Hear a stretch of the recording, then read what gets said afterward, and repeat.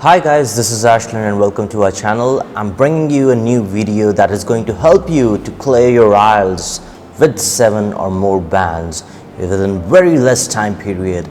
Take a notebook and enjoy this video now. So guys, ਅੱਜ ਦੀ video ਦੇ ਵਿੱਚ ਆਪਾਂ ਟੈਸਮੇਨੀਅਨ ਟਾਈਗਰ ਪੈਸੇਜ ਨੂੰ ਡਿਸਕਸ ਕਰਾਂਗੇ ਜੋ ਕਿ ਰੀਸੈਂਟਲੀ 29 ਸਤੰਬਰ 2022 IELTS ਐਗਜ਼ਾਮ ਦੇ ਵਿੱਚ ਆਇਆ ਸੀ ਰਿਪੋਰਟਡ। ਸੋ ਦਿਸ ਪੈਸੇਜ ਆਪਾਂ ਆਪਣੇ ਅਕੈਡਮੀ ਓਐਸਿਸ ਅਕੈਡਮੀ ਦੇ ਵਿੱਚ ਆਲਰੇਡੀ ਕਰ ਚੁੱਕੇ ਹਾਂ। ਜਿਹੜਾ ਸਾਡਾ ਵੋਲਿਊਮ ਹੈਗਾ ਹੈ ਉਹਦੇ ਵਿੱਚ ਆ ਆਲਰੇਡੀ ਹੈਗਾ। ਸੋ ਟੈਸਮੇਨੀਅਨ ਟਾਈਗਰ ਇਨ ਇਟਸੈਲਫ ਈਜ਼ੀ ਪੈਸੇਜ ਹੈ, ਬਹੁਤ ਜ਼ਿਆਦਾ ਡਿਫਿਕਲਟ ਨਹੀਂ ਹੈ। ਦੇਰ ਆਰ ਫਿਊ ਕੀ ਪੁਆਇੰਟਸ ਜਿਹਨੂੰ ਕਿ ਆਪਾਂ ਪਕੜਾਂਗੇ। So upon looking at this passage questions, ਸਾਡੇ ਕੋਲ ਪਹਿਲੇ 4 ਕੁਐਸਚਨਸ ਜਿਹੜੇ ਹੈਗੇ ਆ ਉਹ ਹੈਗੇ ਆ ਸਮਰੀ ਕੰਪਲੀਸ਼ਨਸ ਦੇ, ਜਿਹਦੇ ਵਿੱਚ ਸਾਨੂੰ ਇੱਕ ਪੈਰਾਗ੍ਰਾਫ ਦਿੱਤਾ ਗਿਆ ਤੇ ਦੇਰ ਆਰ ਮਿਸਿੰਗ ਵਰਡਸ। ਜਿਹੜੀ ਇੰਸਟਰਕਸ਼ਨ ਹੈ for this question is no more than 2 words. So let's understand ਕਿ ਇਹਦੇ ਕੀ ਆਨਸਰ ਹੈ ਤੇ ਕਿਵੇਂ। ਸੋ ਆਪਾਂ ਸਭ ਤੋਂ ਪਹਿਲਾਂ ਦੇਖਦੇ ਹਾਂ ਦ ਫਰਸਟ ਕੁਐਸਚਨ, ਜਿਹਦੇ ਵਿੱਚ ਪਹਿਲਾ ਸੈਂਟੈਂਸ ਹੈ। I'll repeat the sentence. The sentence is the Tasmanian tiger also called thylacine resembles the look of a dog and has dash on its fur coat। ਸੋ ਆ ਸੈਂਟੈਂਸ ਦੇ ਵਿੱਚ ਸਾਡੇ ਕੋਲ ਕੋਈ ਚੀਜ਼ ਪੁੱਛੀ ਜਾ ਰਹੀ ਹੈ ਕਿ ਉਹਦੇ ਫਰ ਕੋਟ ਦੇ ਉੱਤੇ ਕੀ ਹੈ, ਰਾਈਟ। ਸੋ ਉਹਨਾਂ ਨੇ ਦੱਸਿਆ ਕਿ ਟੈਸਮੇਨੀਅਨ ਟਾਈਗਰ ਦੀ ਰਿਜ਼ੈਂਬਲੈਂਸ ਦੱਸੀ ਹੈ ਕਿ ਉਹਨੂੰ ਇੱਕ ਥਾਈਲਾਸੈਨ ਵੀ ਕਿਹਾ ਜਾਂਦਾ ਹੈ ਤੇ ਉਹਦੀ ਰਿਜ਼ੈਂਬਲੈਂਸ ਇੱਕ ਡੌਗ ਵਰਗੀ ਹੈ ਤੇ ਉਹਦੀ ਫਰ ਕੋਟ ਦੇ ਉੱਤੇ ਕੀ ਹੈ। ਸੋ ਇਹਦਾ ਆਨਸਰ ਲੱਭਣ ਵਾਸਤੇ ਸਾਨੂੰ ਫਰਸਟ ਪੈਰਾਗ੍ਰਾਫ ਪੜ੍ਹਨਾ ਪਏਗਾ। ਫਰਸਟ ਪੈਰਾਗ੍ਰਾਫ ਦੀ ਫਰਸਟ ਸੈਂਟੈਂਸ ਦੇ ਵਿੱਚ ਆਪਾਂ ਪੜ੍ਹਦੇ ਹਾਂ, although it was called tiger, it looked like a dog with black stripes on its back। ਸੋ ਇੰਨੇ ਜੇ ਸੈਂਟੈਂਸ ਪੜ੍ਹਨ ਤੇ ਸਾਨੂੰ ਕਲੀਅਰੈਂਸ ਮਿਲ ਜਾਂਦੀ ਹੈ ਕਿ ਇਸ ਕੁਐਸਚਨ ਦਾ ਆਨਸਰ ਬਲੈਕ ਸਟ੍ਰਾਈਪਸ ਹੋਣਾ ਚਾਹੀਦਾ, ਬਿਕੋਜ਼ ਇੱਥੇ ਜਿਹੜਾ ਸਾਡੇ ਕੋਲ ਸਿਨੋਨੀਮ ਫਰ ਕੋਟ ਦਾ ਹੈਗਾ ਬੈਕ। ਸੋ ਦਸ ਦਾ ਆਨਸਰ ਬਿਕੇਮ ਬਲੈਕ ਸਟ੍ਰਾਈਪਸ। ਇਸ ਤੋਂ ਅਗਲੇ ਕੁਐਸਚਨ ਤੇ ਚੱਲਦੇ ਹਾਂ, ਜਿਹਦੇ ਵਿੱਚ ਸਾਡੇ ਕੋਲ ਸੈਂਟੈਂਸ ਹੈ many fossils have been found showing that thylacines has existed as early as dash years ago। ਬਹੁਤ ਈਜ਼ੀ ਕੁਐਸਚਨ ਹੈ, ਆਪਣੇ ਆਪ ਨੂੰ ਸਾਨੂੰ ਇੱਕ ਕਲੂ ਦੇ ਰਿਹਾ ਕਿ ਇਹਦੇ ਵਿੱਚ ਨੰਬਰ ਆਫ ਈਅਰਸ ਦੀ ਗੱਲ ਕੀਤੀ ਜਾਏਗੀ। ਇਸ ਤੋਂ ਅਗਲੇ ਪੈਰਾਗ੍ਰਾਫ ਦੇ ਵਿੱਚ ਜਦੋਂ ਆਪਾਂ ਆਉਂਦੇ ਹਾਂ, ਸਾਨੂੰ ਅਗੇਨ ਫਰਸਟ ਸੈਂਟੈਂਸ ਪੜ੍ਹਦੇ ਸਾਰ ਇਸ ਪਰਟੀਕੁਲਰ ਕੁਐਸਚਨ ਦਾ ਆਨਸਰ ਕਲੀਅਰ ਹੁੰਦਾ ਹੈ, ਜਿਹਦੇ ਵਿੱਚ ਲਿਖਿਆ ਗਿਆ fossils of thylacines dating from about almost 12 million years ago have been dug up at various places in Victoria, South Australia and Western Australia। ਸੋ ਇੱਥੇ ਇੱਕ ਸਾਡੇ ਕੋਲ ਕੀ ਟਰਮ ਹੈ as early as। ਇਹਨੂੰ ਪੜ੍ਹਨ ਤੇ ਸਾਨੂੰ ਇੱਕ ਚੀਜ਼ ਪਤਾ ਲੱਗਦੀ ਹੈ ਕਿ ਇੱਥੇ ਜਿਹੜਾ ਈਅਰਸ ਮੈਂਸ਼ਨ ਹੋਣਗੇ ਉਹ ਸਭ ਤੋਂ ਪੁਰਾਣੇ ਵਾਲੇ ਪਰ ਹੋਣਗੇ। ਸੋ ਥਰੂ ਆਊਟ ਅਗਰ ਆਪਾਂ ਸੈਕਿੰਡ ਪੈਰਾਗ੍ਰਾਫ ਦੇਖਦੇ ਹਾਂ ਟੈਸਮੇਨੀਅਨ ਟਾਈਗਰ ਪੈਸੇਜ ਦਾ, ਤੇ ਇਹਦੇ ਵਿੱਚ ਸਾਡੇ ਕੋਲ ਨੰਬਰ ਆਫ ਈਅਰਸ ਮੈਂਸ਼ਨ ਹੈ, ਜਿੱਦਾਂ ਕਿ 12 ਮਿਲੀਅਨ, 7000 ਈਅਰਸ, 2000 ਈਅਰਸ, 8000 ਈਅਰਸ। ਸੋ ਸਾਨੂੰ ਕਲੀਅਰ ਕੱਟ ਇੱਥੋਂ ਆਹ ਚੀਜ਼ ਪਤਾ ਲੱਗੇਗੀ ਕਿ ਇੱਥੇ ਜਿਹੜਾ ਈਅਰ ਆਣਾ ਉਹ ਸਭ ਤੋਂ ਪਾਸਟ ਵਾਲਾ ਆਣਾ, ਸਭ ਤੋਂ ਓਲਡ ਵਾਲਾ ਆਣਾ ਹੈ, ਐਂਡ ਹੈਂਸ ਦਾ answer is 12 million years. Years ਨਹੀਂ ਲਿਖਾਂਗੇ ਆਨਸਰ ਦੇ ਵਿੱਚ ਬਿਕੋਜ਼ ਸਾਨੂੰ ਪੈਸੇਜ ਦੀ ਸਮਰੀ ਦੇ ਵਿੱਚ ਆਲਰੇਡੀ ਗਿਵਨ।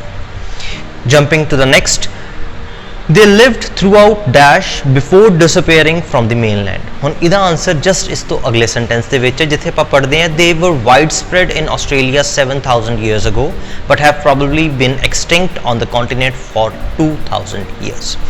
ਸੋ ਇੱਥੇ lived throughout ਦੀ ਗੱਲ ਕੀਤੀ ਗਈ ਹੈ, ਜਿਹਦੇ ਲਈ ਸਾਡੇ ਕੋਲ ਸਿਨੋਨੀਅਮ ਪੈਸੇਜ ਦੇ ਵਿੱਚ ਹੈਗਾ widespread, ਰਾਈਟ। ਅੱਗੇ ਸਾਡੇ ਕੋਲ ਇਸ ਦਾ ਨਾਮ ਆਣਾ ਸੀ ਕਿ ਕਿਹੜੀ ਜਗ੍ਹਾ ਤੇ ਉਹ ਵਾਈਡ ਸਪਰੈਡ ਸੀ। ਸੋ ਉੱਥੇ ਸਾਨੂੰ ਪੈਸੇਜ ਦੇ ਵਿੱਚ ਵਾਈਡ ਸਪਰੈਡ ਦੇ ਨਾਲ ਹੀ ਆਸਟ੍ਰੇਲੀਆ ਦੀ ਗੱਲ ਕੀਤੀ ਗਈ ਹੈ, ਐਂਡ ਦਸ ਦਾ answer is Australia. Finally last question ਤੇ ਗੱਲ ਕਰਦੇ ਹਾਂ for summary completion, and as soon after the dash settlers arrived the size of thylacine population in Tasmania shrank at a higher speed. So ਇੱਥੇ ਸਾਡੇ ਕੋਲ ਸੈਟਲਰਸ ਦੇ ਬਾਰੇ ਪੁੱਛਿਆ ਗਿਆ, ਉਹ ਕਿਸ ਤਰੀਕੇ ਦੇ ਸੈਟਲਰ ਸੀ। ਸੋ ਮਤਲਬ ਕੋਈ ਐਡਜੈਕਟਿਵ ਆਏਗਾ। ਇਸੀ ਪੈਰਾਗ੍ਰਾਫ ਜਿਹੜਾ ਸੈਕਿੰਡ ਪੈਰਾਗ੍ਰਾਫ ਹੈ ਇਸ ਪੈਸੇਜ ਦਾ, ਉਹਨੂੰ ਅਗਰ ਆਪਾਂ ਅੱਗੇ ਕੰਟੀਨਿਊ ਕਰਦੇ ਹਾਂ, ਸਾਨੂੰ ਇੱਕ ਸੈਂਟੈਂਸ ਮਿਲਦਾ ਜਿਹਦੇ ਵਿੱਚ ਲਿਖਿਆ ਗਿਆ, ਆਈਲ ਰੀਡ ਦੈਟ।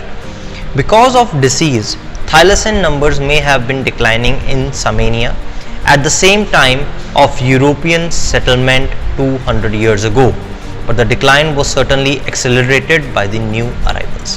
ਸੋ ਇਸ ਲਾਈਨ ਦੇ ਵਿੱਚ, ਇਸ ਸੈਂਟੈਂਸ ਦੇ ਵਿੱਚ ਗੱਲ ਆ ਕੀਤੀ ਗਈ ਕਿ ਉਹਨਾਂ ਦਾ ਨੰਬਰ ਆਲਰੇਡੀ ਘਟ ਰਿਹਾ ਸੀ ਜਦੋਂ ਯੂਰੋਪੀਅਨ ਸੈਟਲਮੈਂਟ 200 ਸਾਲ ਪਹਿਲਾਂ ਉੱਥੇ ਆਈ, ਪਰ ਉਹ ਸੈਟਲਮੈਂਟ ਦੇ ਆਉਣ ਤੋਂ ਬਾਅਦ ਜਿਹੜਾ ਡਿਕਰੀਜ਼ ਸੀ ਉਹ ਹੋਰ ਜ਼ਿਆਦਾ ਵੱਧ ਗਿਆ, ਰਾਈਟ।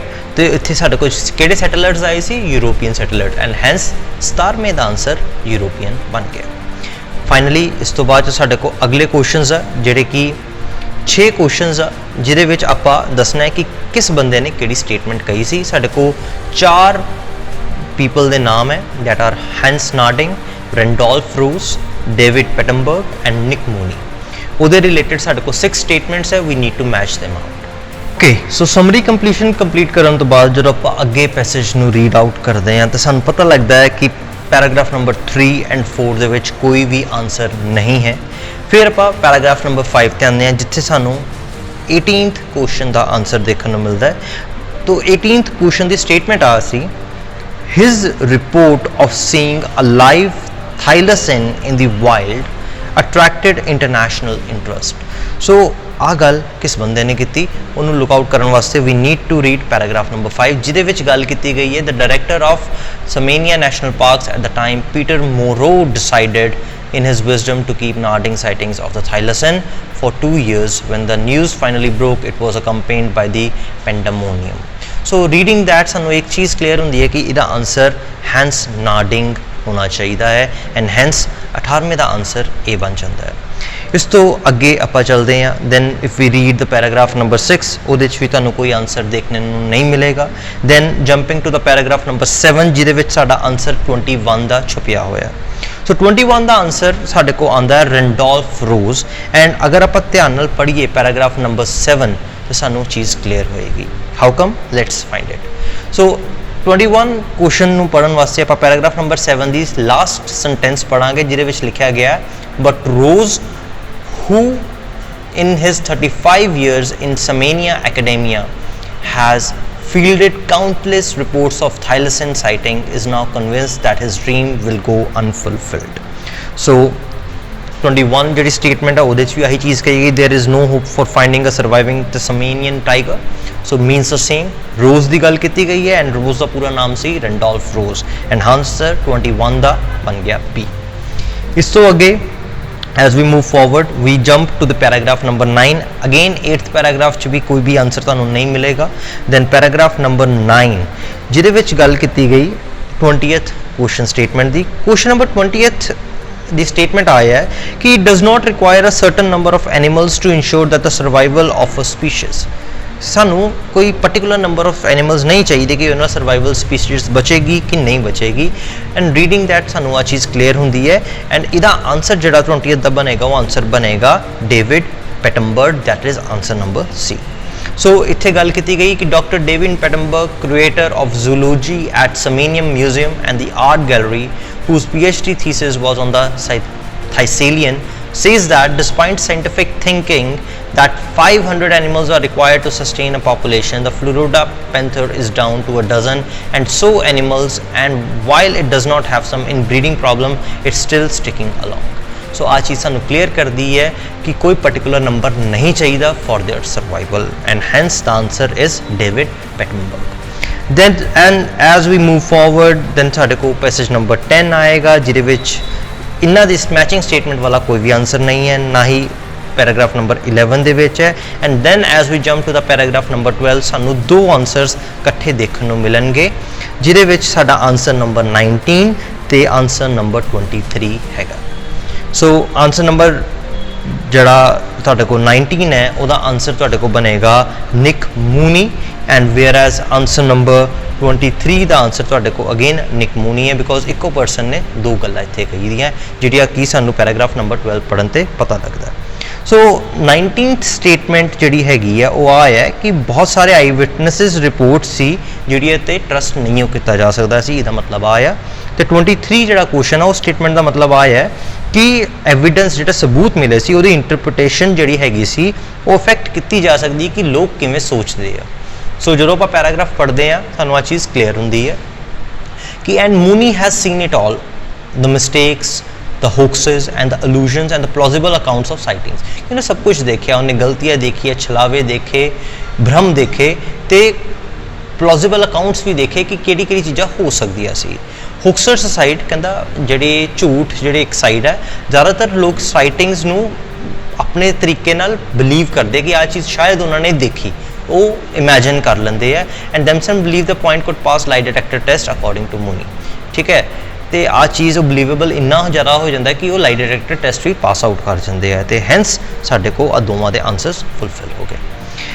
ਐਂਡ ਦੈਨ ਆਪਾਂ ਜਦੋਂ ਫਾਈਨਲੀ ਜੰਪ ਕਰਦੇ ਸਾਡੇ ਕੋਲ ਲਾਸਟ ਪੈਰਾਗ੍ਰਾਫ ਦੇ ਵਿੱਚ ਇੱਕ 22 ਦਾ ਆਨਸਰ ਸਾਨੂੰ ਦੇਖਣ ਨੂੰ ਮਿਲੇਗਾ। 22 ਜਿਹੜੀ ਕੁਐਸਚਨ ਦੀ ਸਟੇਟਮੈਂਟ ਉਹ ਆ ਹੈ ਕਿ do not disturb them if there are any Sumerian tigers still living today, ਕਿ ਸਾਨੂੰ ਨਹੀਂ ਡਿਸਟਰਬ ਕਰਨਾ ਚਾਹੀਦਾ ਅਗਰ ਕੋਈ ਸਮੇਨੀਅਨ ਟਾਈਗਰ ਬਚਿਆ ਹੈ।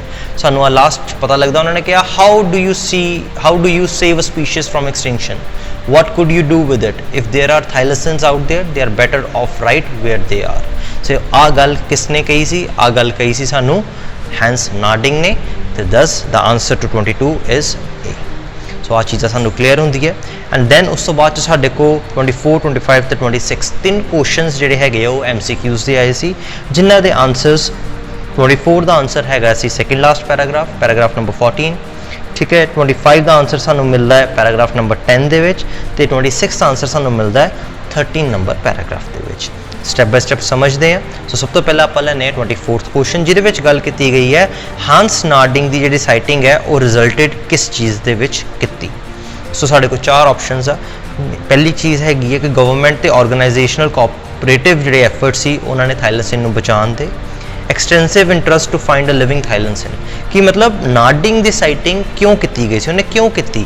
ਉਹ ਬੇਸਿਕਲੀ ਕੋਈ ਜ਼ਿੰਦਾ ਥਾਈਲੈਸਿਨ ਨੂੰ ਦੇਖਣਾ ਚਾਹੁੰਦਾ ਸੀ, ਇਸ ਲਈ ਸਾਨੂੰ ਸੈਕਿੰਡ ਲਾਸਟ ਜਦੋਂ ਪੈਰਾਗ੍ਰਾਫ ਪੜ੍ਹਦੇ ਹਾਂ ਉਹਦੀ ਪਹਿਲੇ ਸੈਂਟੈਂਸ ਦੇ ਵਿੱਚ ਗੱਲ ਕੀਤੀ ਗਈ ਹੈ। ਕਹਿੰਦੇ but Naarding who sighting of a striped animal 2 decades ago was the highlight of a life of animal spotting remains bemused by the time and money people waste on tiger searches। Right, so ਉਹ basically ਆਹੀ ਚੀਜ਼ ਦੱਸਣਾ ਚਾਹ ਰਿਹਾ ਕਿ ਉਹ ਇੱਕ ਜ਼ਿੰਦਾ ਥਾਈਲੈਸਿਨ ਨੂੰ ਦੇਖਣ ਦੀ ਖੋਜ ਦੇ ਵਿੱਚ ਉਹਦੇ ਉੱਤੇ ਰਿਸਰਚ ਕਰਦਾ। ਇਸ ਤੋਂ ਬਾਅਦ ਜੋ ਅਗਲਾ ਕੁਐਸਚਨ ਆਉਂਦਾ ਆਨਸਰ ਨੰਬਰ ਸਾਡੇ ਕੋਲ 25 ਜਿਹਦੇ ਵਿੱਚ ਕੁਐਸਚਨ ਸਟੇਟਮੈਂਟ ਹੈ ਕਿ ਜਿਹੜਾ ਐਗਜ਼ਾਮਪਲ ਆਫ ਕੋਐਲੈਸਿਥ ਇਜ਼ ਟੂ ਇਲਸਟ੍ਰੇਟ। ਸੋ ਇੱਕ ਸਾਨੂੰ ਐਗਜ਼ਾਮਪਲ ਦਿੱਤੀ ਗਈ ਹੈ ਕੋਐਲੈਸਿਥ ਦੀ, ਉਹ ਕਿਸ ਚੀਜ਼ ਨੂੰ ਦਰਸਾਉਂਦੀ ਹੈ। ਸੋ ਇਹਦਾ ਆਨਸਰ ਸਾਨੂੰ ਪੈਰਾਗ੍ਰਾਫ ਨੰਬਰ 10 ਦੇ ਵਿੱਚ ਦੇਖਣ ਨੂੰ ਮਿਲਦਾ ਜਿਹਦਾ ਕਿ ਇਹਦਾ ਆਨਸਰ ਹੈਗਾ ਸਾਡੇ ਕੋਲ ਡੀ ਆਪਸ਼ਨ ਜਿਹਦੇ ਵਿੱਚ ਗੱਲ ਕੀਤੀ ਗਈ ਹੈ extinction of certain species can be mistaken. ਠੀਕ ਹੈ, ਸੋ ਕੋਲਿਸਨ ਦੀ ਸਾਨੂੰ ਇੱਥੇ ਉਹਨਾਂ ਨੇ ਐਗਜ਼ਾਮਪਲ ਦਿੱਤੀ ਤੇ ਉਹਦੇ ਵਿੱਚ ਉਹ ਚੀਜ਼ ਕਲੀਅਰ ਕਰਦਾ ਕਿ ਕਹਿੰਦੇ after all animals can be notoriously elusive. The strange fish known as coelacanth was its proto-legs was thought to have died out along with the dinosaurs 700 million years ago। ਸੋ ਕਹਿੰਦੇ ਆ ਇੱਕ ਫਿਸ਼ ਸੀ ਜਿਹਨੂੰ ਸੋਚਿਆ ਗਿਆ ਸੀ ਕਿ ਡਾਇਨਾਸੌਰ ਦੇ ਨਾਲ ਹੀ ਆ ਚੀਜ਼ ਐਕਸਟਿੰਕਟ ਹੋ ਗਈ, ਬਟ ਆ ਸਾਨੂੰ 1938 ਦੇ ਵਿੱਚ ਸਾਊਥ ਅਫਰੀਕਾ ਦੇ ਵਿੱਚ ਇੱਕ ਵਾਰ ਦੁਬਾਰਾ ਤੋਂ ਮਿਲੀ ਸੀ। ਸੋ ਉਹਦੀ ਐਗਜ਼ਾਮਪਲ ਉਹਨਾਂ ਨੇ ਆ ਚੀਜ਼ ਦੱਸਣ ਵਾਸਤੇ ਕੀਤੀ ਕਿ ਕੁਝ ਸਪੀਸੀਜ਼ ਦੀ ਜਿਹੜੀ ਐਕਸਟਿੰਕਸ਼ਨ ਹੈ ਉਹ ਝੂਠੀ ਜਾਂ ਗਲਤ ਵੀ ਹੋ ਸਕਦੀ ਹੈ। ਐਂਡ ਫਾਈਨਲੀ ਕੁਐਸਚਨ ਨੰਬਰ 26 ਨੂੰ ਆਪਾਂ ਦੇਖਦੇ ਹਾਂ। ਇਹਦੇ ਵਿੱਚ ਗੱਲ ਕੀਤੀ ਗਈ ਹੈ ਕਿ ਮੁਨੀਬ ਆ ਬਿਲੀਵ ਕਰਦਾ ਹੈ ਕਿ ਜਿੰਨੀ ਦੀ ਸਾਈਟਿੰਗ ਰਿਪੋਰਟਸ ਆ ਉਹ ਸ਼ੁੱਡ ਬੀ ਵਾਟ। ਸੋ ਇਹਦਾ ਆਨਸਰ ਹੈਗਾ ਕਿ ਉਹਨਾਂ ਨੂੰ ਕੁਝ ਨਾ ਕੁਝ ਕ੍ਰੈਡਿਟ ਦੇਣਾ ਚਾਹੀਦਾ ਹੈ because they claim even if they are untrue, because ਉਹ ਕੋਈ ਚੀਜ਼ ਸਿੱਧ ਕਰਦੀਆਂ ਅਗਰ ਉਹ ਗਲਤ ਵੀ ਹੈਗੀਆਂ ਅਨਟਰੂ ਵੀ ਨਿਕਲਦੀ ਹੈ ਤਾਂ ਵੀ, ਬਿਕੋਜ਼ ਉਹਨਾਂ ਕਲੀਅਰੈਂਸ ਹੋ ਜਾਂਦੀ ਹੈ ਕਿ ਆ ਚੀਜ਼ ਸਹੀ ਹੈ ਕਿ ਗਲਤ ਹੈ, ਤਾਂ ਤਾਂ ਕਰਕੇ ਉਹਨੂੰ ਕਿਸੇ ਨਾ ਕਿਸੇ ਤਰੀਕੇ ਨਾਲ ਕ੍ਰੈਡਿਟ ਦੇਣਾ ਚਾਹੀਦਾ।